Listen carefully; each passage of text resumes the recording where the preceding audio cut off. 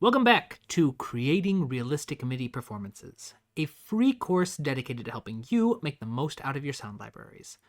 So far in this series, we have been focused on building our orchestral template. We've learned all about selecting which sound libraries you plan to use, how to properly route your tracks, how to adjust the mic positions if available or needed by your libraries, and how to fit each of your instruments into a realistic stereo field using 3 different strategies of panning. The next and final step in creating our orchestral template is setting up your reverb. In upcoming videos, we will finally start learning about sequencing specific types of instruments and libraries to create realistic performances. But in this video, we're going to focus on wrapping up our discussion on creating orchestral templates. Now, full disclaimer, this step is pretty much identical to the same exact process I use for my mixing workflow. There's a lot of overlap between setting up an orchestral template and mixing. And because my recent Star Wars video threw me off my posting schedule a little bit, I'm going to repurpose some of the footage used from my mixing video to help get back on track. The information is still very good, it still applies to the exact same process, but if you hear me use the term mixing, or you notice that I'm working in a different project, I just wanted to make sure that you understand the reason why. So with that, let's get started. Using reverb is all about recreating the behavior of your sound in a physical space. Many sound libraries and samples are recorded wet, meaning that they are recorded in a space like a hall or a room with lots of natural reverb. Other libraries are recorded dry, meaning that they are recorded in a space like a studio, which has very little to no natural reverb. Now, regardless of which types of libraries you work with, the specific room an instrument is recorded in will always have an impact on its sound. And the whole point of applying reverb to your mix is to try and smooth out the differences between those different recordings and make it sound like they were all recorded in the same space together. So to use reverb to create a physical space for your sound, you first need to understand how exactly sound behaves in a room and what kind of impact that's going to create. So imagine you're in a concert hall, listening to your local orchestra or concert band performing some music. The sound they produce is going to travel from their instruments to your ears, but not all at once. They're going to come in about 3 different waves. The first wave of sound to hit your ears will be something we're going to call direct sound. These are the sound waves that travel directly to your ears without bouncing off any surfaces. This is the purest, least altered form of sound that's going to reach you.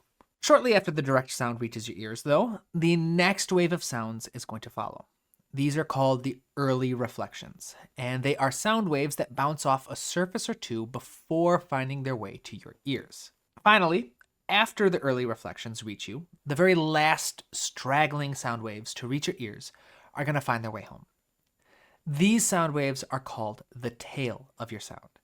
These are the sounds that have bounced all over the place. They've hit walls, furniture, people, even multiple sound waves, multiple times, until they no longer resemble the original source, and instead they're going to sound as more like a simple and subtle wash of sound.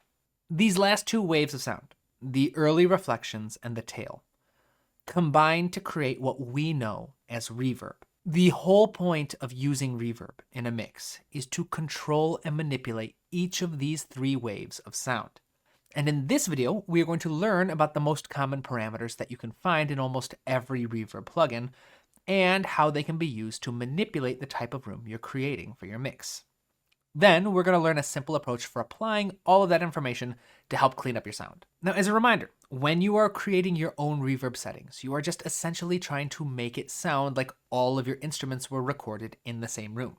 Now, in order to create that room, you need to consider a few different things. How far away is your audience sitting from the source of the sound? How big is the room? And what kind of furniture do you have in the room? First up, we need to decide how far away your audience is sitting from the source of your sound. The strongest tool we have for manipulating this is something called reverb mix. The reverb mix refers to a kind of ratio. Of all the different sound waves reaching your ears, what percentage of them are direct sound versus reverb? If you think about it, the further away you sit from the source of your sound, the more likely it's going to be that more and more of the sound waves are going to bounce off at least something before they reach your ears. So, in other words, the further away you sit, the more reverb you're going to hear. And in a plugin, The higher the percentage of your sound is reverb, the further away your sound will appear to be. For example, this is what my trumpet patch sounds like with 0 reverb applied. Now let's try about like 25%. And notice how it already feels like it's farther away.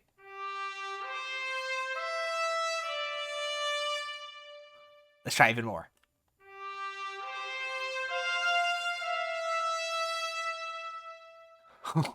Okay, one more.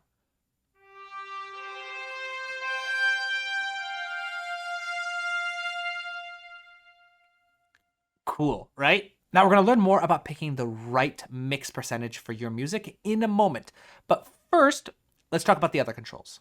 Another tool for manipulating the distance between your audience and your performers is something called pre-delay.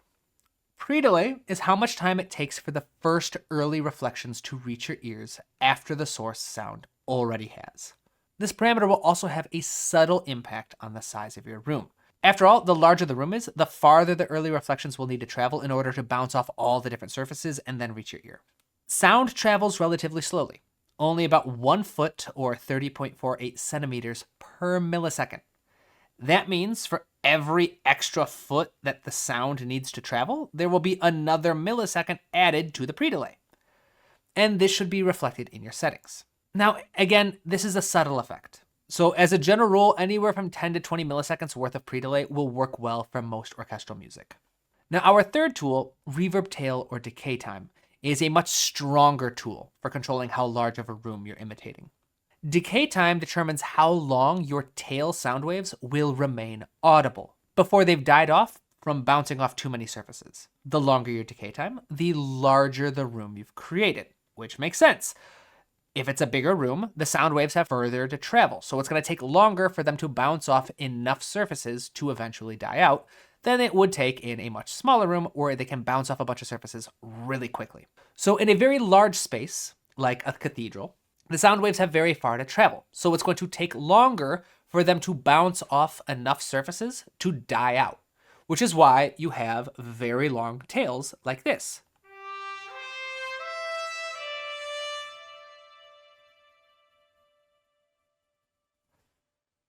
In a room, however, it can be significantly shorter.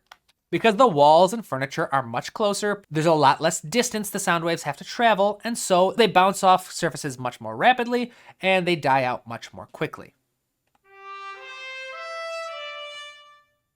Generally speaking, a decay time between 1.5 seconds to 3 seconds long is relatively realistic for most concert halls. But finally, our fourth and final tool that we'll be tackling is called reverb color, or sometimes the high cut. Color refers to the personality of the reverb itself. If we're thinking about how this applies to creating a digital room, the color basically determines what type of furniture and surfaces you have. Is it a room filled with soft, squishy carpet and padded chairs? Or is it a wooden hall with lots of hard surfaces? Rooms with lots of soft surfaces, like carpeting, curtains, etc., are going to absorb much more high frequencies from your sound than rooms with lots of hard surfaces, like marble, stone, and wood. This has an impact on how subtle versus obvious your reverb will sound. A room with lots of soft surfaces will have a warm and subtle reverb, because the early reflections and the tail will get absorbed by the room much more quickly. For example, the color and high cut of most reverb is controlled with a low pass filter. So if I lower that filter, it's going to remove more and more frequencies from the reverb, and this results in a much more subtle sound.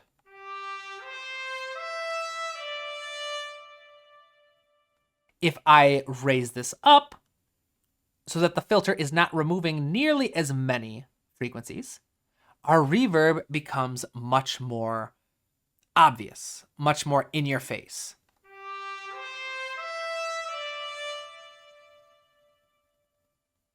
You are welcome to try experimenting with different settings.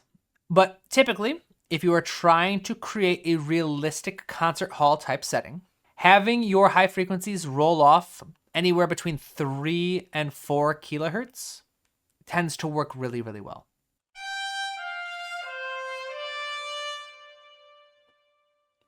Now, all this information is important to know, but that doesn't mean that you have to reinvent the wheel every single time you're trying to apply reverb to your mixes.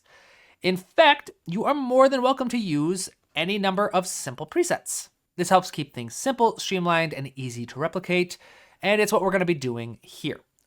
You are going to want at least one hall and then one room. And our process for applying these is going to be very simple. First things first, we need to make sure that each of our instruments have similar colors. And the easiest way to do this is to apply the same reverb settings to each of our buses, which we set up in step 1 of our mixing process. We're going to go to Inserts, and we're going to add a reverb. I like using Valhalla Room. Ideally, at this step, you want to just pick a small room. Something like Studio Alpha. You can play around, find the ones that you like the most. The only thing we're really looking for is to make sure that we have a very short decay, somewhere between 300 to 700 milliseconds long. So I'm actually going to lower this down a little bit to 500 milliseconds. We don't need a super long tail at this step. Basically, at this stage, all we're doing is making sure we're coloring the early reflections of all our tracks so they're set up in the same room. Next, what we're going to do is we're going to take the mix and set it to 0. I'm going to find one of my instruments, let's say flute. I take this just because it's got this little short passage here. And I'm going to listen to this piece, this little moment, looped. As I listen, I'm going to slowly raise the mix percentage on my reverb until I can just barely notice the impact that it's having. This will usually be somewhere around 20%, but trust your ears. If you're struggling to hear the difference, you can always toggle the bypass button, which allows you to turn your reverb on or off so you can hear before and on.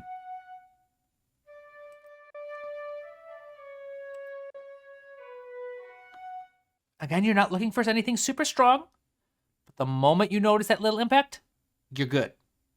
As a tip, if you are really struggling to hear that impact, you can always just crank up the tail.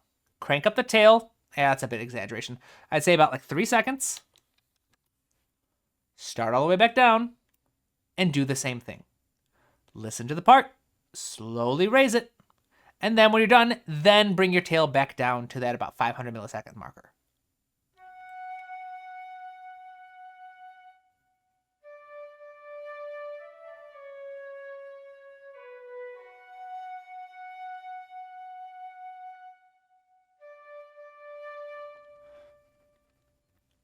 Find a good spot, bring it back down to about 0.5 seconds, and we're good.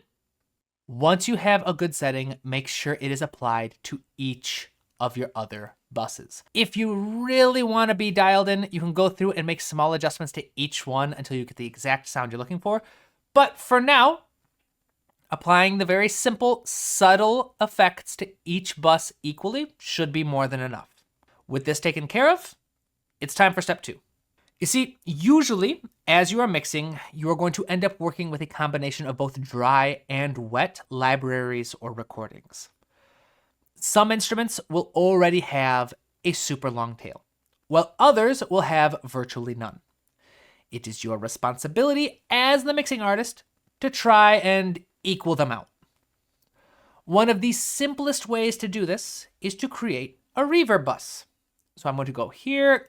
I'm going to form a new track. I'm going to hit Effects Track. I'm going to find my effect. I want Valhalla Room. I'm going to add track, and boom. I now have a dedicated bus just for reverb. This time, I am going to find a hall reverb. Something, I like the large hall setting here. We're going to set the mix to 100%, but we're going to set our high cut all the way up just so it's turned off. Remember, the high cut is usually a low pass filter. So if the cutoff frequency is super high, it means it's letting all the frequencies underneath it pass through. We already have the color from our insert reverb, so we don't need to worry about this too much. Unless, of course, you want to and you want to go the extra step, go ahead and experiment, trust your ears. But right now we're focusing on just simple workflows. With the mix set to 100%, the final step is to figure out how long my tail should be. And this is probably the trickiest step. You see, the whole point of setting up this particular reverb bus is to help even out the tails between your wet samples and your dry samples. So if you have a library with lots of natural reverb, something like Albion 1 or Metropolis Arc, and you're mixing in libraries with very little to no reverb, something like Studio Professional Strings by Spitfire, you want to use this plugin to help add a tail to your dry libraries that matches the tail of your wet libraries. Now, unfortunately, the only way to do this is trial and error. So what you would do is go to your mix console. You would find an example of your dry libraries, like Violin 1. You would go to the sends, and you would send your library to the new reverb. You would then use 2 MIDI tracks. You would take your wet library, play a note, count to yourself how long was that. 1, 2, 3. So basically play a note, take your finger off the keyboard, and then count how long it takes for the sound to die out. And you would compare that to your wet library, something like Albion 1. You'd go, I'm going to lift my finger off. 1, 2, 3, 4. All right, I see this little light die out. Go right here. I would go to my Valhalla room. I would say, all right, let's try a 3-second decay. I'd change that. But you would experiment around until you found a way to make your tails sound roughly the same length. Again, it's time consuming. It sucks. But this is how you make wet libraries mix with dry libraries. And the cool thing is once you get more and more familiar with your libraries, it becomes easier and easier because you start to understand how long and how much reverb you need to apply. This is one of those things where you only need to do it once or twice before you get the hang of it, and it starts to become much easier. Fortunately for us, I am using the same library series. I did not mix libraries here, so my job is much easier. I can just pick a tail length that I like. In this case, I think I'll err a bit on the side of a shorter tail, about 1.5 seconds long, and I will just apply this to each of my tracks. We can do this on a track-by-track basis, or you can do it using the buses. I generally recommend using tracks, but it's up to you. Regardless of what strategy you do, tracks versus buses, you go one at a time. You go to your send effects. You will send your signal to your reverb. We will set it to 0, and we will once again slowly start increasing this send until we can just barely hear the impact of the reverb.